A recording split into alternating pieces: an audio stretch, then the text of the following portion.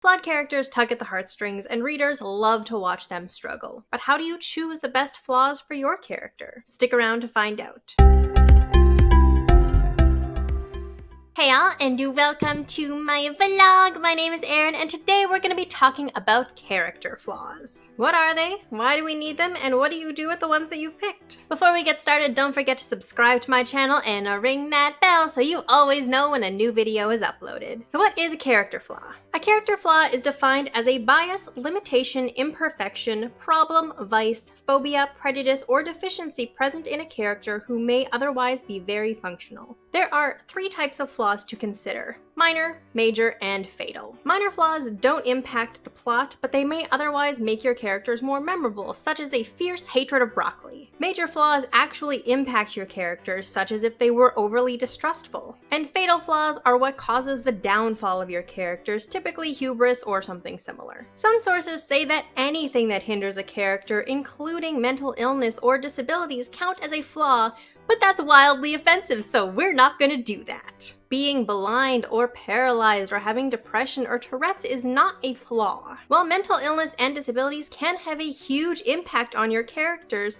those conditions themselves are not flaws. There may be negative behaviors or unhealthy coping mechanisms associated with them that are the actual flaws. Flaws also tend to be learned behaviors, which means that they can be unlearned. For example, if your anxiety manifests as anger, there are going to be coping strategies to help mitigate that. Flaws should be able to be overcome, at least in part, even if they don't go away. So why do characters need flaws? Because perfect characters are boring. Flaws give depth, dimension, and authenticity to your characters. Flaws make them human, and readers relate to that. If your characters don't have flaws, they're not gonna grow, and their conflicts are gonna carry less weight. Flawless people also don't really exist. When was the last time you read a character that didn't have a single relevant flaw? In fact, we actively criticize characters that seem to be without flaws. They are the Mary Sues and the Gary Stews of the world, and readers are not a huge fan of them. Can positive traits have a negative effect? Absolutely. I maintain that any trait can become negative if it's pushed to an extreme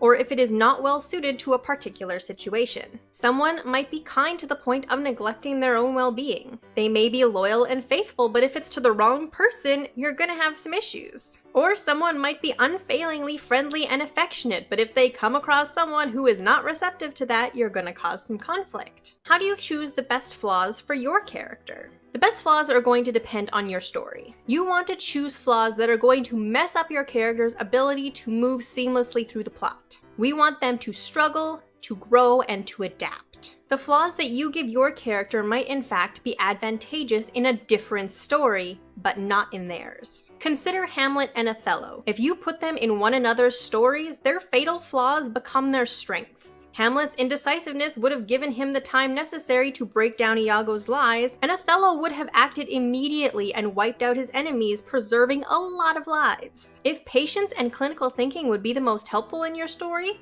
then make your character impatient and passionate. If patience and clinical thinking would be most helpful in your story, then make your lead impatient and passionate so that they are forced to learn prudence in order to succeed. Give your characters traits that are going to make them struggle, but that they can actively work on with the support of their family and friends that they make along the way. You also have to consider that flaws don't just magically go away. Characters may always be prone to specific flaws, but they can mitigate the negative effects and actively choose behaviors that are better suited to a situation. Someone may always be hot-tempered, but as they grow and adapt, they'll learn to make choices like taking a few breaths and stepping back instead of engaging in an altercation. Overcoming flaws is not an easy process, and if your characters are lacking a support system or they have difficulty with self-reflection, then they are not going to have a good time with it. When characters feel like they're alone, they are much less likely to work on their flaws. Often what makes us strive to do better is our desire to be better for other people. And yes, some people are extremely self-motivated in this regard, but other people need that extra push. Should your characters overcome the flaws that you give them? I mean, yes.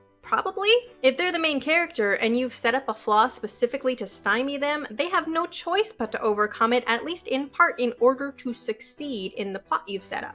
Minor flaws that are not relevant to the story can stay because they don't impact the plot. Fatal flaws tend to cause the death or downfall of the character, so in that regard, it depends on what kind of story you're writing. If you're writing a romance, the character's major flaws are going to have to at least be acknowledged and start to work on them so that they can have a healthy relationship. It all really depends what your aim is. How do you integrate flaws into the story? The flaws should be expressed to your reader through behaviors, not telling them. Say your character's major flaw is impatience. If things are moving too slow for them, their dialogue might get snappy or they might actively try and push things to go faster. Also remember that these flaws don't impact just the character that has them.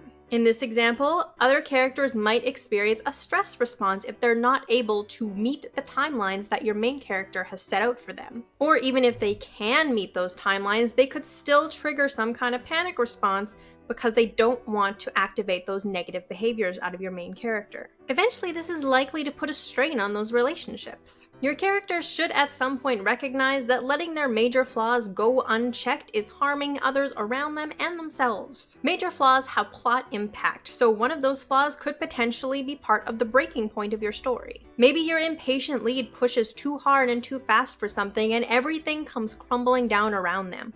Or it results in the loss or death of another character. Not all consequences can be undone. Once your lead has experienced the fallout of their unchecked major flaws, you have the opportunity for them to start growing with it. They're going to try and mitigate the negative effects, learn healthy coping mechanisms, and sincerely try and do better in the future. Flaws are complex and they turn your characters into well-rounded people. Choose major flaws that serve a purpose, and force your characters to acknowledge them and actively work to do better, especially when it ruins everything. There are lots of lists online that will give you plenty of inspiration on different flaws to choose for your characters, but please be aware that not all of them share my stance that mental illness and disability are not flaws. So that is all I've got for you today. Thank you so much for watching. All three of my books, Heart and Soul, Olympian Confessions, Hades and Persephone, and Olympian Confessions, HERA, are on sale right now. You can check out the first 3 chapters for free on my website. If you liked this video, give it a thumbs up, and don't forget to subscribe. If you'd like to be notified as soon as I upload, then ring that bell.